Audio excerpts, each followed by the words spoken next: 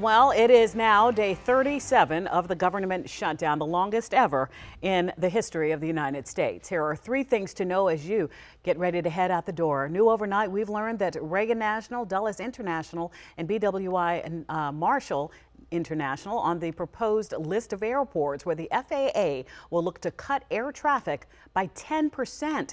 Starting tomorrow. This is according to CBS News. The FAA says air traffic control shortages caused by the government shutdown are to blame for this drastic move. Second, President Trump is once again urging Republican senators to scrap the 60-vote filibuster rule to end the bipartisan stalemate. Now, Senate Majority Leader John Thune says the votes just aren't there. And third, communities in the DMV, they are stepping up to help fill the gap now for struggling families. Many are finding it hard to put food on the table. There is another need that doesn't stop when the government does.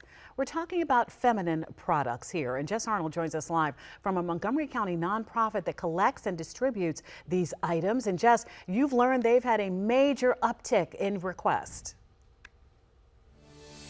Yeah, that's right. And they're called I Support the Girls, and that's exactly what they're trying to do throughout the shutdown. As you mentioned, it's now the longest in history. The need is only increasing. So to talk more about what they're experiencing and how they're working to help, I want to bring in the founder and executive director, Dana Marlowe. Thanks for joining us so early in the morning. Appreciate you. Good morning. Thanks for chatting. Yeah, so we were talking about this. What has the need been like since the shutdown, since it was announced about the SNAP benefits being paused? What have you been seeing? Our inbox has been flooded. So for a few days, it's just business as usual. And then for the last couple weeks, though, it has been such a deluge of need and requests. And that's where we realized while SNAP benefits are absolutely essential and critical, and we're hearing a lot about them, women and girls often get forgotten about in other needs. And that's where I Support the Girl steps in, because we've had a 101% increase in the last few weeks for direct service products, for our hygiene products, for new bras, but really it's the menstrual hygiene products that people are just clamoring for, because they have to choose between milk and tampons, and if you have children, it's really not even a choice. So that's where we've been trying to fill that gap. And they're not cheap. I mean, we know about the pink tax, right? So this isn't something you can find really a cheaper version of to support yourself. No, there's not a lot of other alternatives that are safe and hygienic. And we know that since 2019, the prices for tampons have gone up 46%. And so that's not helping matters either. And while menstrual products aren't covered under SNAP, by reducing the options of, for financial support, yeah. Exactly, for food, it makes things harder. And so it's been tricky, because people are using rolled up toilet paper. We hear stories about ripped up cardboard, ripped up t-shirts, and that's not safe, it's not hygienic, and it's not what we want.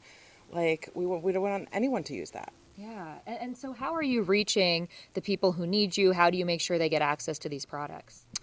They're coming to us, and by and large, what we do is, as a nonprofit at I Support the Girls, is like a B2B concept. Yeah. So we are donating large volumes of products, toiletries, menstrual hygiene products, new bras and underwear, etc., to other nonprofits in the area. And that could be not only nonprofits that work on food insecurity, it could be homeless shelters, domestic violence shelters, low-income public schools, the whole area. We see them here every single week doing large pickups of products where they distribute to their populations. But the direct service, that's a special, bespoke mail order custom box. Wow. And that has been what has skyrocketed. Wow. Well, thank you for getting us started this morning, talking about what's going on here and what you're doing to support the community. We'll be here all morning at this warehouse in Rockville, talking through the need that we're seeing here, as well as how I Support the Girls is working to support the girls. Guys.